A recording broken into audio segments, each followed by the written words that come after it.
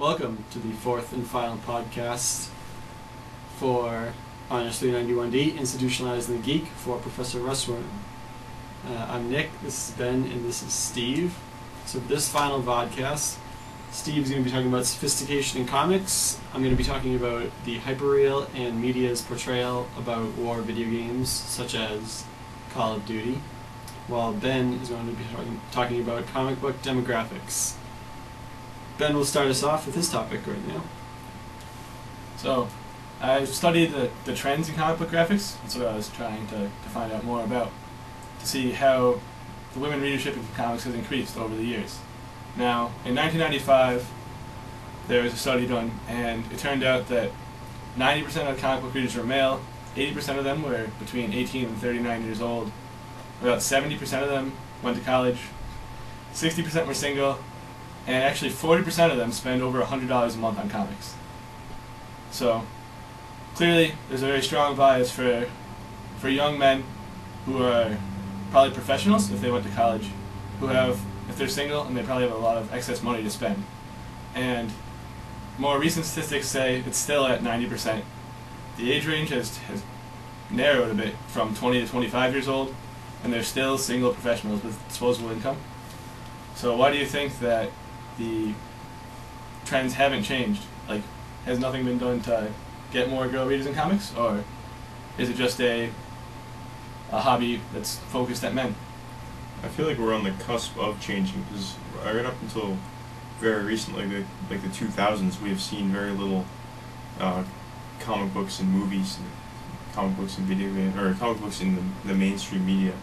At least in my remembrance, I don't remember seeing too many of those before. It was like Superman and stuff. Batman, things like that. But now it's more and more. What do you think, Nick? I still don't think that comic books appeal too much to girls. I don't have any friends that read comic books. Maybe you don't have any friends that are girls. Especially that are girls.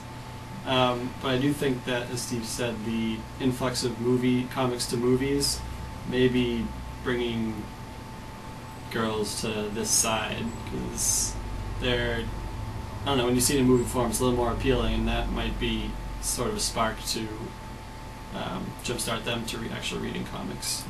Alright, so for my topic, I was researching sophistication in comics after reading Ex Machina, and it was a comic that focused a lot on racism and other like ancillary topics as opposed to just the superhero meme all the time.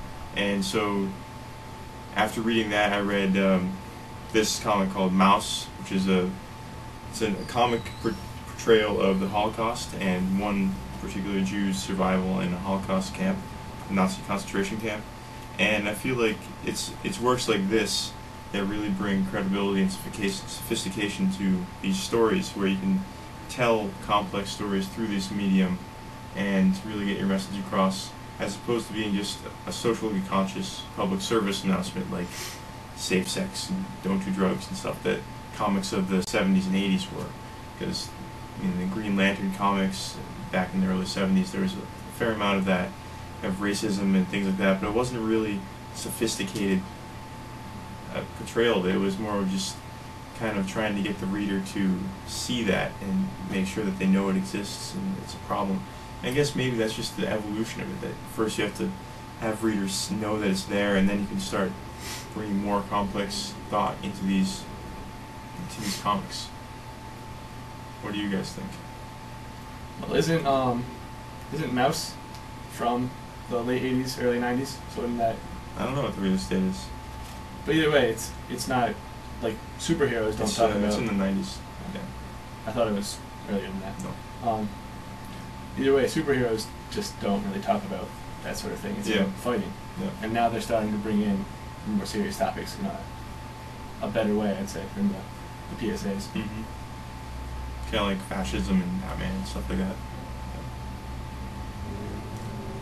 So, Nick, Modern Warfare 2? So yes, for the last part of the project, I was researching sort of the academic literature that had to do with video games, and specifically war video games. So the first thing I looked into is a book called Joystick Soldiers, and it sort of discusses the pros and cons of how the Army is portrayed in video games. So, in terms of authenticity, like the Call of Duties, Medal of Honor, those type of games are pretty authentic in terms of like what you see and how things go down. But the part that they couldn't get over was that the death, it's never going to be real. So in that sense, these type of video games, or video games in general, can't really obviously make you feel like you're actually there. I mean, with hyperreal type of stuff, there's a lot of that in the video games, but death, when you die in a video game, it's not really the end. Another piece I read was what we had to read for the class last week about hyperreal in video games, and sort of the two types of deaths that could happen, which would be postmodern and the carnivalesque type deaths, where postmodern is sort of the clean and sanitized version you can see in the news, where deaths are kind of brushed over, or the sort of carnivalesque types, as they call it, where there's blood, gore, and sort of a large grotesqueness about the deaths. I don't know, what do you guys think about how deaths are portrayed in video games? I feel like they're either used for comic relief or they're ignored completely. Like in Quake, your body explodes, or in Gears of War, you can chainsaw somebody in half. So it's either for the shocking value, like, oh, I just ripped that guy in half, that was great.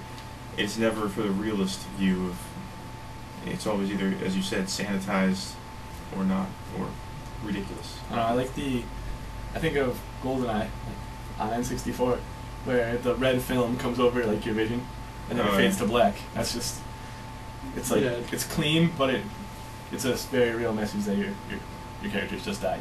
And they try to, I guess, make it real with things like Call of Duty. When you kill enemies, it's not much gore. They go down, they're dead, they might disappear. But when you die, you get hit, you'll see the blood, like you can see blood in your eyes, and if you actually die, you sort of fall and topple over. So there's different types of portrayals, I guess. Another interesting thing that I was reading about is that the Army is using, not necessarily video games, but simulators to imitate the conditions on the battlefield. And these can include sights, obviously sights, but smells. They'll put the smell of gunpowder into the room, or objects you can touch.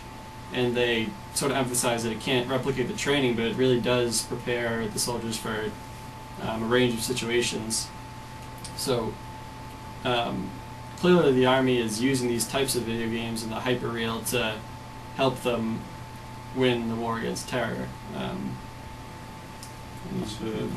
It gives an interesting moral skew to video games, that you're using them to train warriors, which I guess you are, subconsciously whenever you play a video game. Well, they have those commercials now where it's like, it shows the person flying the UAV, yeah, and like protecting the soldiers, and then it says, but it's not science fiction. And they show it in like a fantasy setting, and then they show it in real life. It's kind of creepy. Like, and then like, this is what it's really like, playing a video game, flying a drone. Like in Modern Warfare 2, how you can fly the drones, and you can follow the camera view right up until you dome somebody with a rocket.